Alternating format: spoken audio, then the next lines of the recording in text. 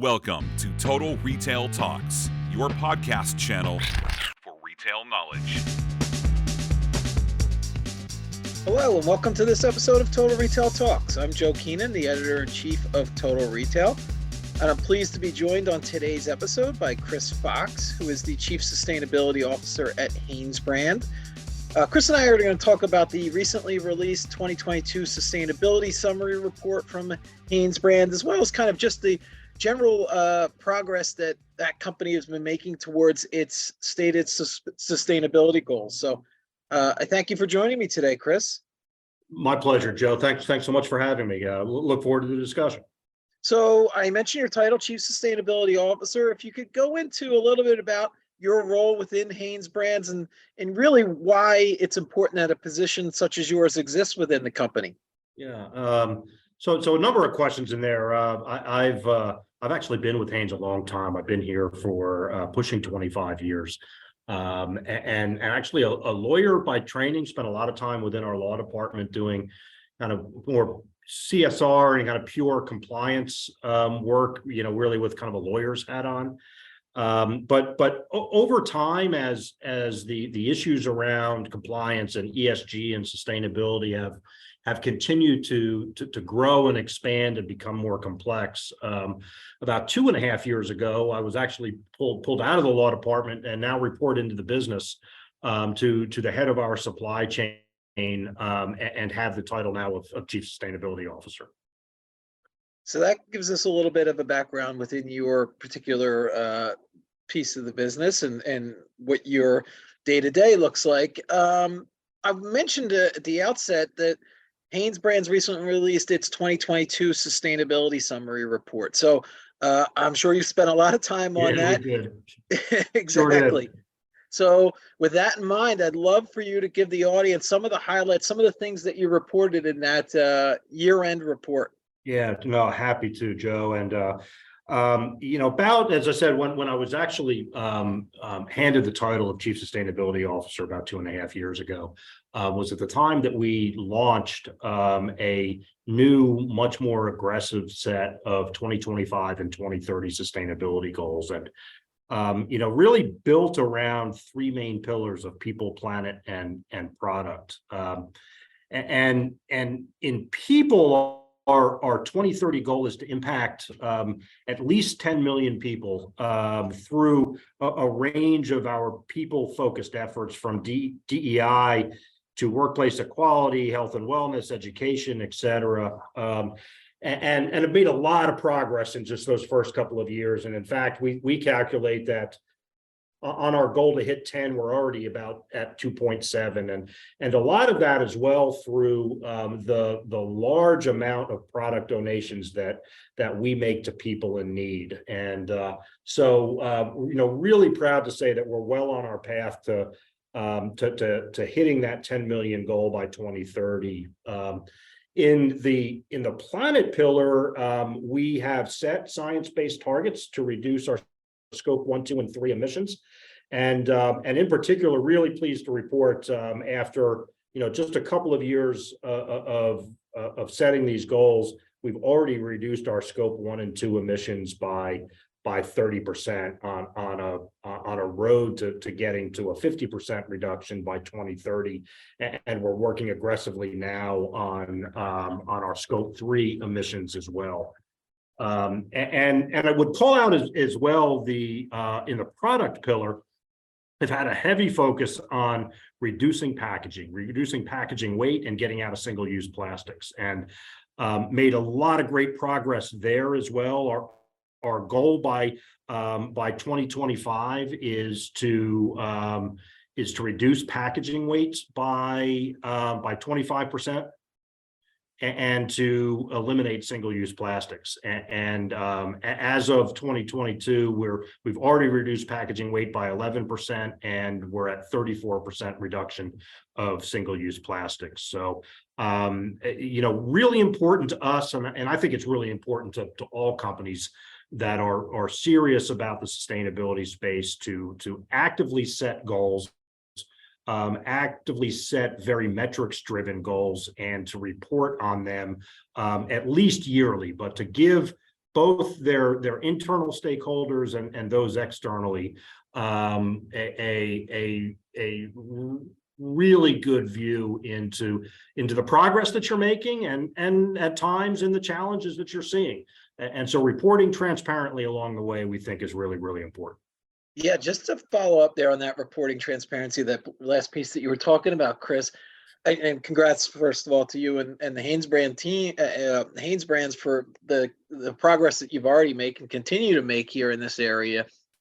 But what is that in terms of getting that reporting out to your, I guess it's employees, it's customers, it's the markets at large, that you're, how do you handle that in terms of getting that word out into, it's things, I guess, like your 2022 sustainability summary report? Is it other Right. ways that you're getting this out to those invested stakeholders? Yeah, so that summary report is actually found on our sustainability website, and it's hbisustains.com. And so that is our real deep dive reporting tool. And would certainly encourage you and your listeners to go take a look at that. There's a tremendous amount of detail in there across the work across the work that we're doing throughout each of those three pillars. And it's in that website that you'll also find in the 2030 goal section, the summary report that you just referenced, Joe. So we believe that for us, and I've been a strong proponent of it for years, that the best way to communicate the work that you're doing is through a website, because it is far more of a real-time tool that we constantly update versus the real deep dive static written report that a lot of folks do. And nothing wrong with doing it that way, but we've gotten a lot of good feedback on our communication to a broad audience through a website. Yeah, that makes a lot of sense.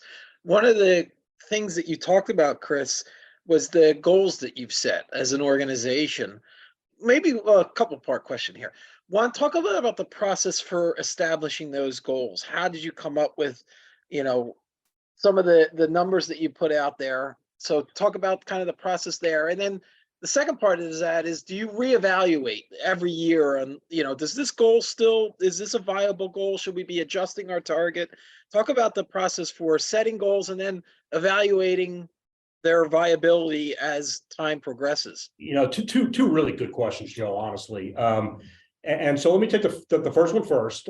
We went through, it was a good 6 to 8 month process in setting those goals back in 2020, where we actually leaned on some external consulting resources to help us do it. And in particular, to do a lot of benchmarking work, to understand what others in our industry were doing, what others in other related industries are doing as well. And so we went through that kind of lengthy benchmarking exercise, and then it was at the time, it wasn't my boss now, a gentleman named Mike Faircloth, that probably really took the lead in working with that consulting company, getting those goals on the page. But then at the end of the day, because we did report them very openly and very transparently on the website, it was signed off on by our senior team and actually went up into the board level as well. So we felt it important to not only set really aggressive goals, but to make sure that we had the buy-in of our senior team and even the board level before we went public with them. And then that second one about just kind of continually monitoring progress towards goals. Do the goals still make sense in the current day? Talk a little bit about that in terms of evaluation. Yeah,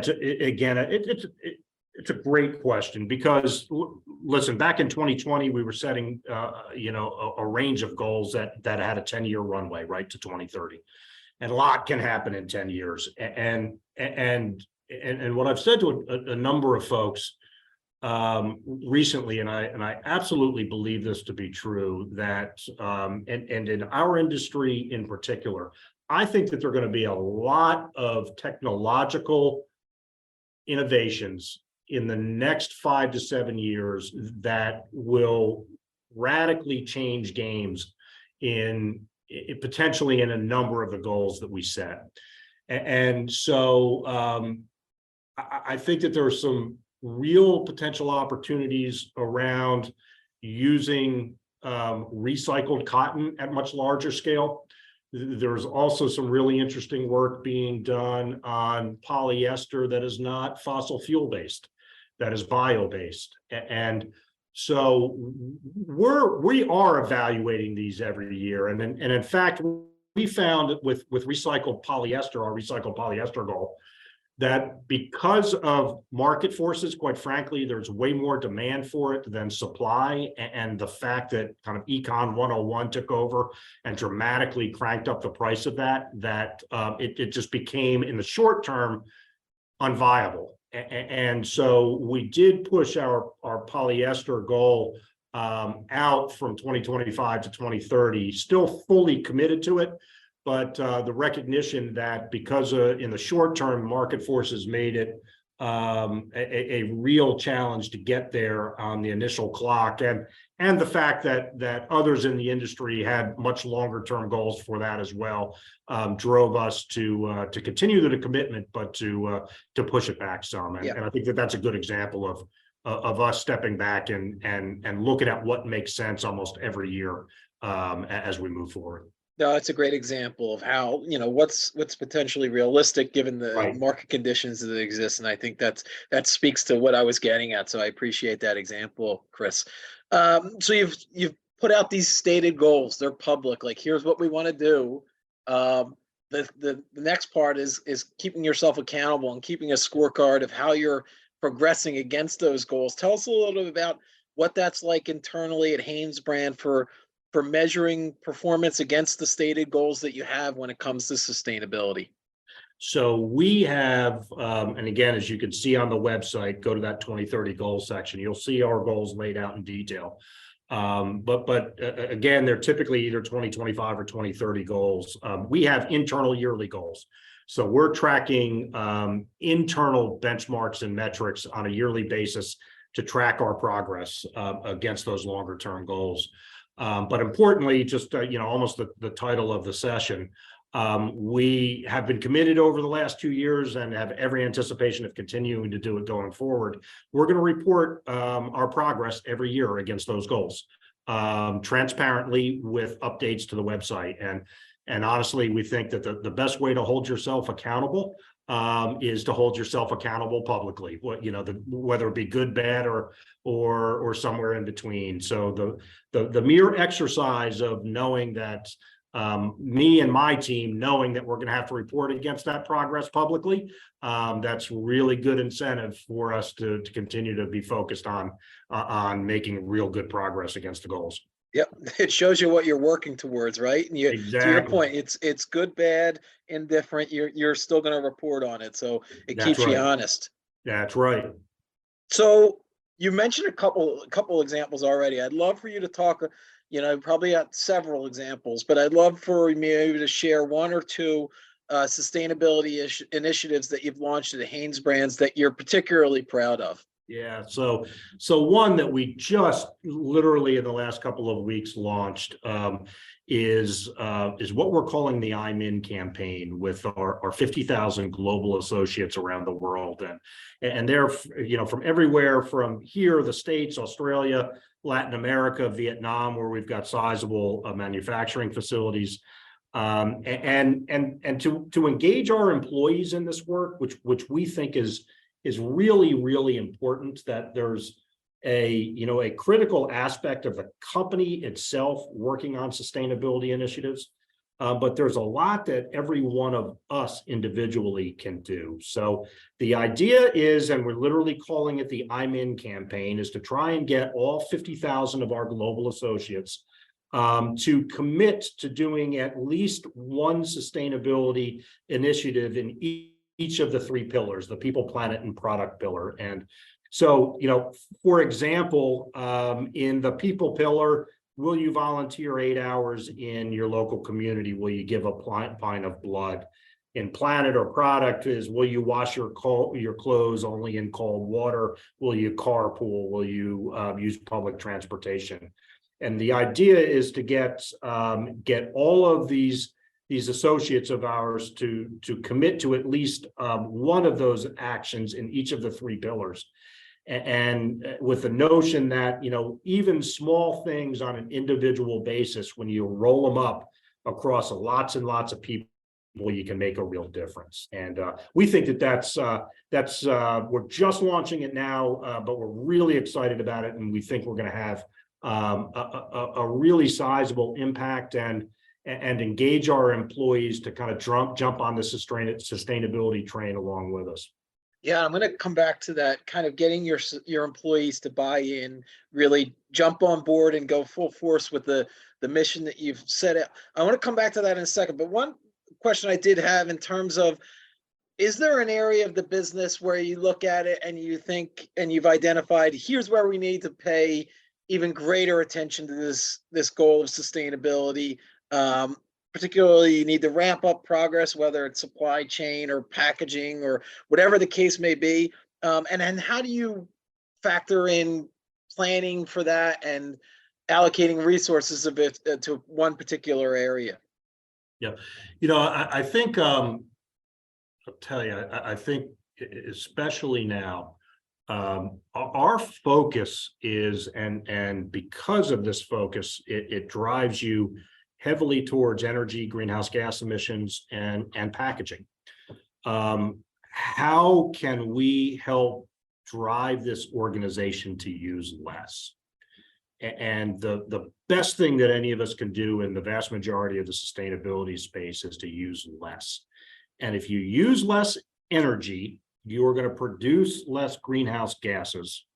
If you use less packaging, you're going to use fewer resources, oftentimes natural resources, wood, pulp, paper. But probably just as importantly, if not more importantly, you're going to save a bunch of money. If you don't use it, you don't pay for it, right? You never bring it in your door. And we have proven in the last 15 plus years, because we've had a hyper focus on energy reduction, which is why you see kind of the great progress that we have around energy use and around scope 1 and 2 emissions. Because we've had that hyper focus, and that hyper focus has led to a lot of renewable energy projects in the factories that we actually own. And let's talk about that in a minute, just a little bit more. We've literally saved hundreds of millions of dollars. And we are, in the packaging example, taking that same spirit, that same philosophy, that if we can first and foremost look at how we can use less and spend less, will not only immediately impact our bottom line, but we're very likely to hit our sustainability goals. And so right now, a hyper focus again on how can we use less and save money by driving our sustainability initiatives. Yeah, I'm glad you brought that up, Chris, because you're right. To your point, doing what's good and what's right for the planet can also make a lot of financial sense for the business as a whole, right? They're not mutually exclusive. Absolutely. And honestly, we're living proof of that. And as I was mentioning just a minute or two ago, what makes us unique in this space and gives us the ability to do that, especially on the energy side, is that we own so much of our own factory capacity, which is really unusual in the apparel space. About 2/3 of our total unit capacity comes out of, or our total unit volume comes out of factories that we actually own, back to the textile mill. And so we've got two big textile mills, one in Dominican Republic and one in El Salvador, both of which have big renewable biomass steam and power plants attached to them. And so our dollar invested in those projects has generated the ROI that goes right back in our pockets. And so we're at an advantage in this space as a company because we've got a pretty unique supply chain in that most of it is actually owned and not contracted like much of the rest of the industry. So you've talked a lot about the three pillars that you've identified around which your sustainability goals really live at HanesBrands. So people, planet, and product.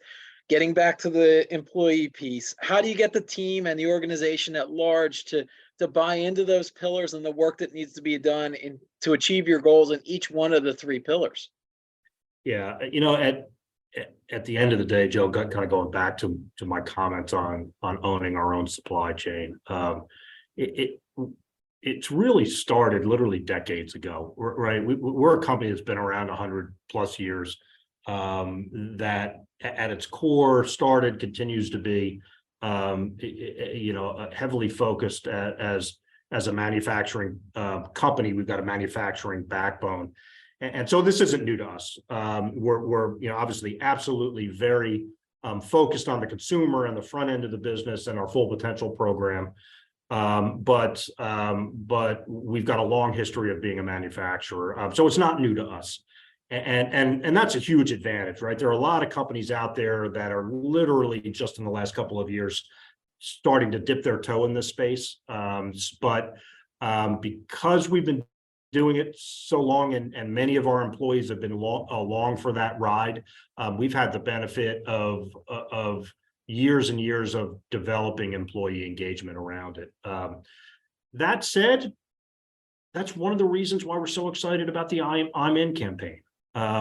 We do believe that the space is a lot more, or should be a lot more, than passively reporting on what progress a company has made versus engaging your employee and potentially consumers. We're really excited about taking the I'm In concept out to our consumers and having them actively engaged in the work and the importance of the work. And we think by really focusing on that active engagement element, we're likely to not only drive real value there and make a real difference there, but continue to get engagement and buy-in to our corporate level work. And that's the whole idea around I'm In. Time will tell a little bit on the overall success of that. We've just kicked it off.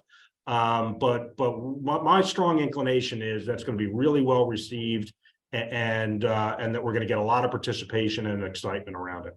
Yeah, and I guess the other piece to it is the engagement and what you're hearing from the consumer too. Like, this matters to them. The work that you're doing in this. Absolutely. Yeah. And so the challenge, and this was literally the challenge of our senior team when we presented the I'm In idea to them for our associates, their immediate response was, "Hey, that's really cool. How could we do the same with a whole bunch of our consumers?" Right? And across our brands, whether it be Champion, Hanes, Bally, Bonds, our Australian brands, how do we potentially engage the consumer in a way that they're actively engaged in the work that our brands are doing. So more to come there, but could absolutely see that being a next step in this idea. Great. Well, I want to take the opportunity to thank Chris Fox, who's the Chief Sustainability Officer at HanesBrands, for joining us on this episode of Total Retail Talks. It's really been a enlightening conversation about the work that Chris and his team at HanesBrands are doing and helping the organization achieve the sustainability goals that it's already set, and working towards goals in the future as well. So thanks for joining me today, Chris. Thank you, Joe. I've really enjoyed it. Appreciate it. Thanks for listening. For more information on this podcast, please check out our podcast channel page at mytotalretail.com/podcasts for show notes. Total Retail Talks is available on Apple Podcasts, Google Podcasts, Stitcher, and Spotify. Make sure to subscribe on our podcast channel page as well. If you've enjoyed this episode, please take a few moments to rate and review this podcast. Thanks, and until next time, this has been Total Retail Talks.